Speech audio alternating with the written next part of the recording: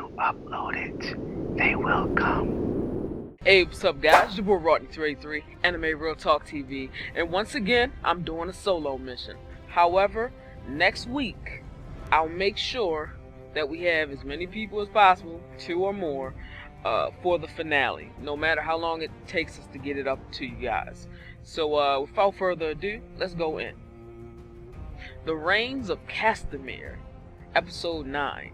Now, this was a mindfuck episode and one of the most excruciatingly painful episodes, I would have to say. I gotta say, it was very hard to watch a second time, that particular scene at the end, but we're gonna get there.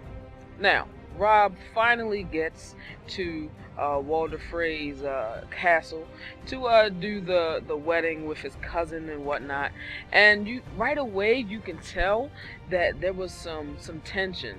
And Catelyn, she picked it up from Jump Street. She was very careful in listening to everything. Walder Frey was being pretty disrespectful to Rob's wife. In fact, I thought that he was going to demand that she strip in front of him when he was calling her up to see her. I thought it was going to get pretty graphic right there, but you could see that disrespect was right there. And it took Catelyn to calm Rob down for a second, because he was about to jump up, you know what I'm saying? But right away, Catelyn, having dealings with this person before, she knew something was up, but I guess she just had like the best of wishing for the best and stuff, and it seemed like everything was going according to plan. Oh man,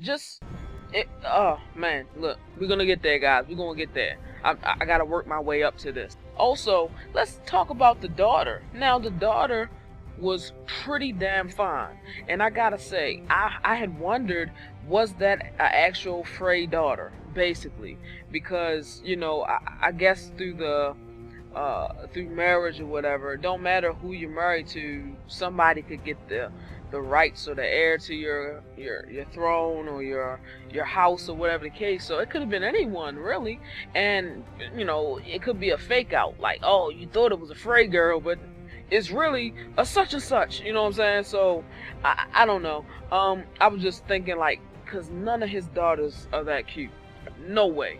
So I was just thinking, like, yeah, something's up there, because she too pretty, you know what I'm saying? Yeah, really ridiculous. So you already knew something was up. Let's move on quickly to Dany, Jorah, and the other two. They're looking at plans, and they're gonna sack this little small compound, because right now, they got a limited amount of guards there. And your boy with the long hair, I mean, he pretty much about to talk Dany out them drawers. About to talk her out the drawers. And he got strategic, and he coming out of it looking pretty. Blood all over him. And you gotta, man, look, them guys was going for the gusto. You took him, Jorah, and the general of the Unsullied, and them boys was going in. That was the most epic scene. Like, the fighting was off the chain. Your boy had the staff with the spear at the end. Man, oh man, your boy, they was going in, and they fought probably a couple dozen guys. It was way more than they anticipated, and you could tell that skill. You could see the skill gap between just a young punk off the street and the seasoned veterans. And I don't know, you could tell that Jorah, and I forget his name, is it Dara? I forget his name, but he looks like Vega. I call him Vega. Man, look, I could tell that they got some type of tension going on, but that's to be expected. Jorah is basically the right hand, and you got another person coming in saying what they feel about the situation and all that. Like, nigga, I don't want to hear what you got to say. You know what I'm saying? But all in all, it was a pretty epic scene, and Dany is closer and closer to that throne.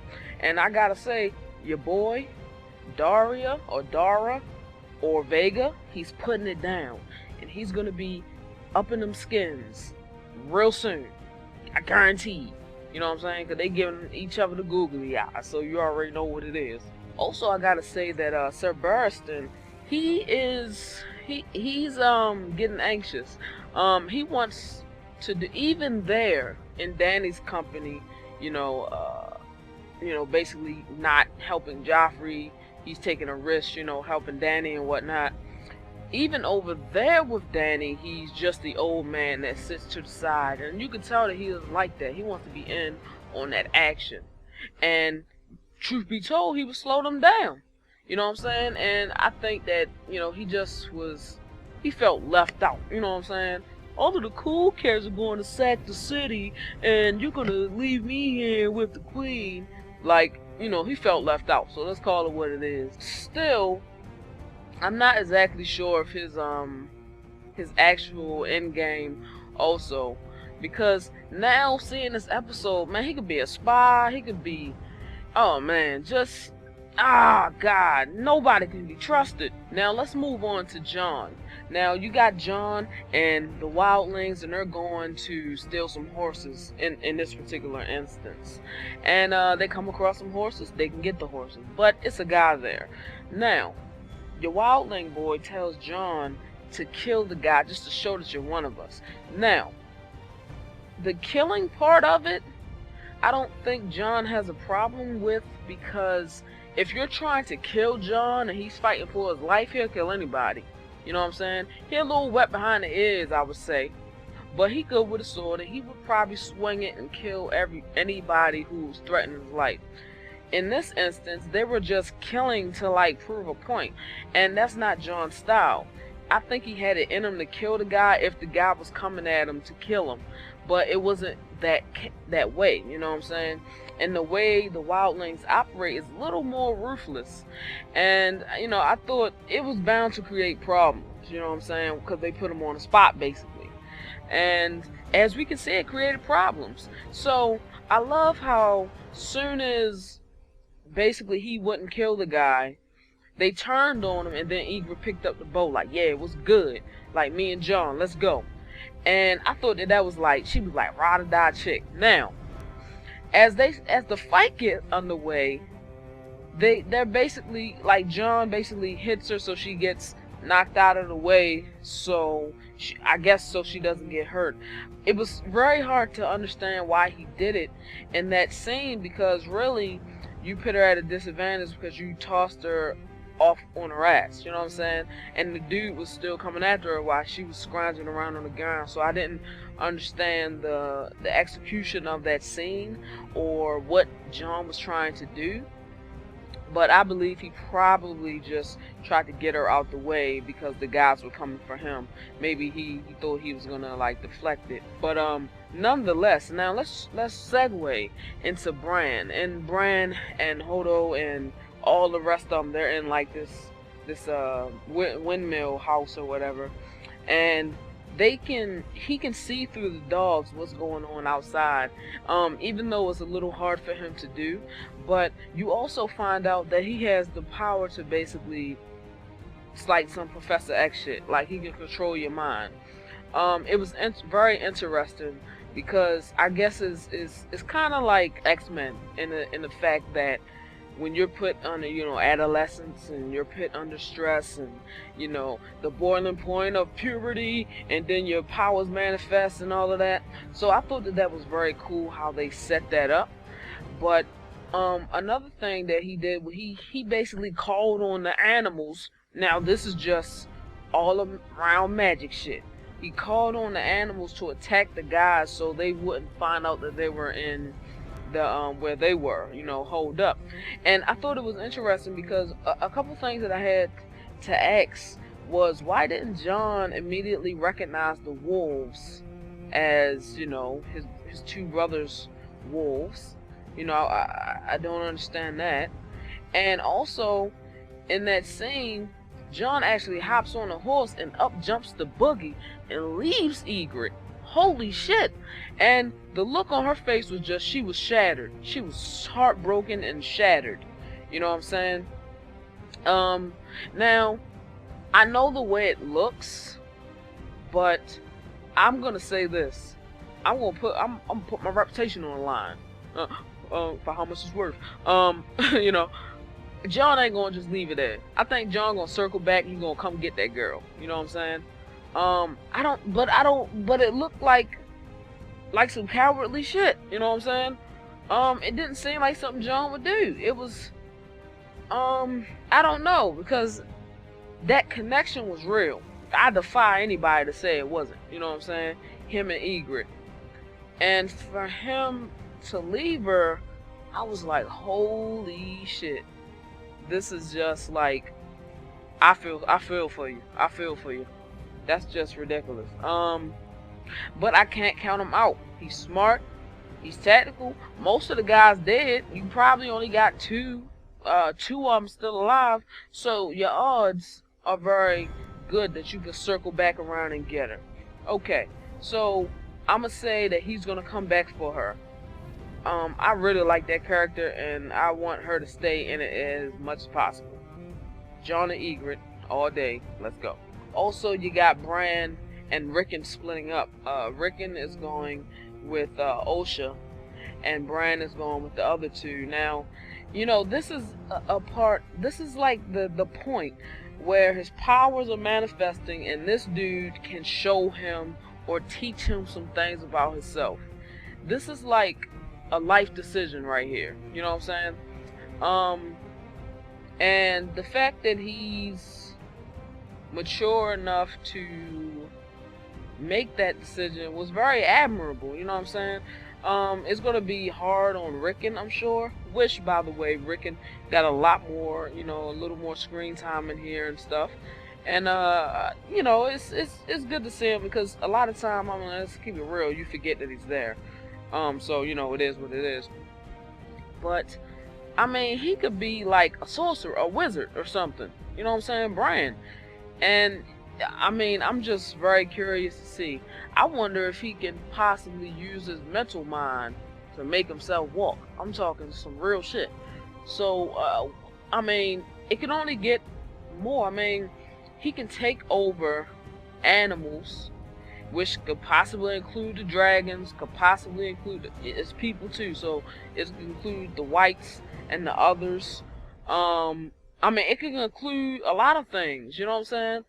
I don't know, like, that part is so interesting, you know. Once his eyes start lighting up blue or something like that, then we getting into X-Men shit.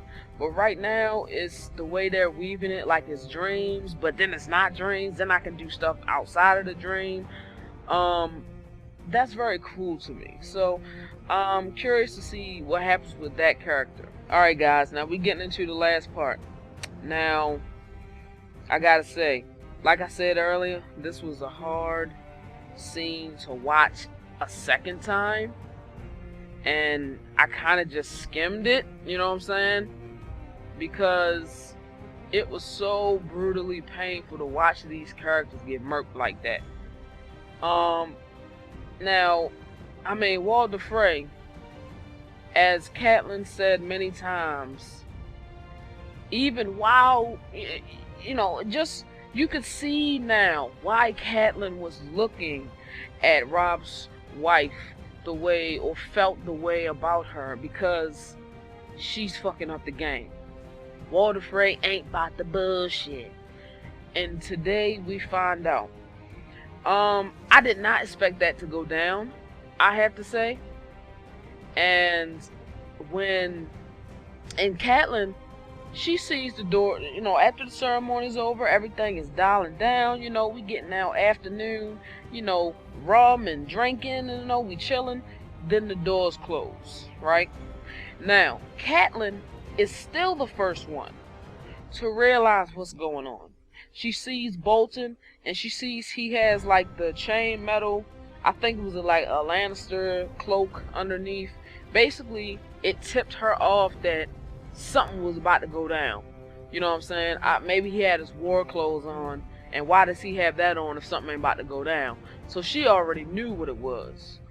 And immediately, what happens first, they stab up his wife's stomach, then everybody starts getting their throat slit, you know, hit with arrows. Catelyn gets hit with the arrow, Robb gets hit with multiple arrows, and I'm telling you, it was gut-wrenching to the point of tears. It was real shit.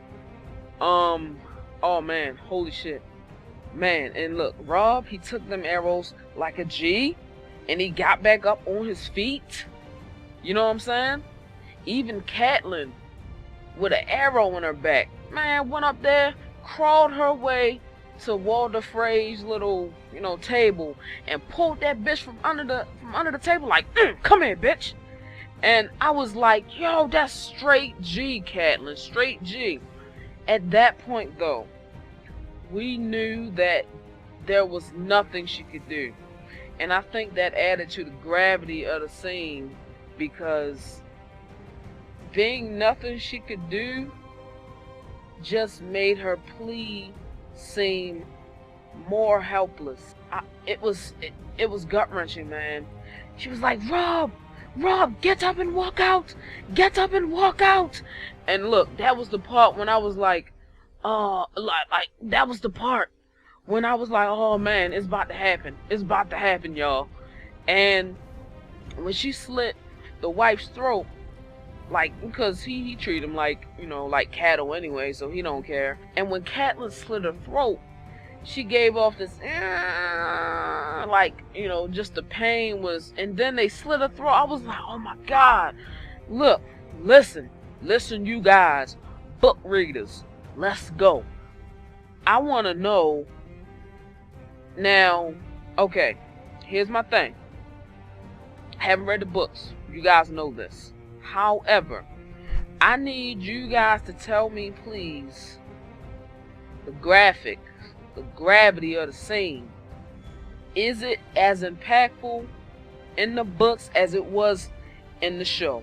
Because seeing is believing, and I'm telling you, this shit, I was at work today and yesterday, and I couldn't do nothing but think about the scene, and it was ridiculous. Like, I don't know, it's so graphic, yo.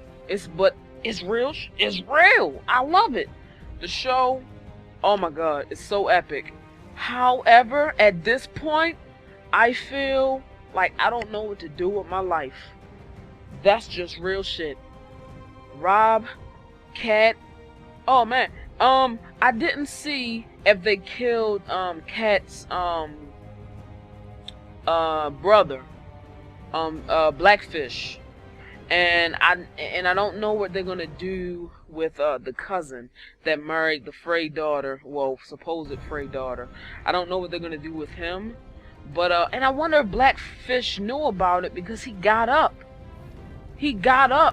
Holy shit! I'm just thinking about this right now. He got up out this chair, so he had to go take a piss, and soon after they locked the doors and shit. You know what I'm saying? Oh, I just thought of that. Holy shit, man. Oh, man, look. Oh God. I don't know what to do. I don't know what to say. I don't know what to root for. The Starks, I was rooting for them, because in the essence, everything happened because they pushed Bran off of a ledge. Because the Lannisters pushed him off of a ledge. Everything just snowballed from there. Everything. Bullshit. And, it's a snowball effect. Oh yeah. Let's get on to Arya. And finally, you know what I'm saying? She was gonna see her brother and mother, and she was gonna get some nice family time. You know what I'm saying? The Hound brought her there, but she just had to deal with it or whatever. But she was finally there, and soon as she got there, they start just juxing everybody. They even killed Grey Wind. And I thought for a second that Arya was gonna be able to run over there and let him out, and to get Grey Wind out of there, and maybe she could travel with the wolf from now on. I thought that was gonna happen, and they just crossbowed his ass. Man, ridiculous. And the Hound and Arya's little relationship, I mean, she gives as much as she get. For every insult or disrespectful comment that he makes to her, she gives it right back. And I really like that about her character. But I think it's safe to say now that he's basically her protector, because he could have just left her there, but he didn't. Of course, he's probably thinking about the end game about the possible value from whatever side wants her could give him. You know what I'm saying? Maybe he's thinking about getting some type of reward or something for Arya. Be that as it may, he's still stepping up and taking care of her, or traveling with her at least. So I'm curious to see how their relationship also unravels or starts to get a bond, because she may find that he's an asshole. I hate him. You killed my friend, but you know what? I found out you're not that bad. And I keep fire on deck. And I keep a ball of fire on deck for your ass. So if you try something, that's your ass. I don't know, man. This episode was epic. I have to say, it was the greatest, most gut-wrenching. The impact was way more powerful than when Ned got his head taken off, I have to say. And I think it may be more impactful because, of course, you can't just kill the Starks that have been going up against the Lannisters. You're in cahoots with the Lannisters to do this. You can't just leave them there. You gotta take their heads and show them to Tywin, right? So you know that's gonna happen. That's what they do. Heads on spikes. You already know. Man, excellent episode, I gotta say. I'm a little bummed that they killed off those characters, and through later episodes, especially when Catelyn was explaining how she felt about Jon, like, just you get those inner moments of why the characters do the things they do, and over time I started to like her character. I mean, I never disliked her character. I just didn't think, I was indifferent about her character, but I disliked how she treated Jon. But as time went on, I liked Cat more. And now she's gone, man, and fuck me. Oh God. Alright, that's a wrap for this week, guys. Sorry about the lateness. Sorry about the solo. However, next week for the finale, we're gonna get some people in here. So yeah, this is Rodney 33. Holla at your boy. Tell me what you guys think, and I'm out. Peace.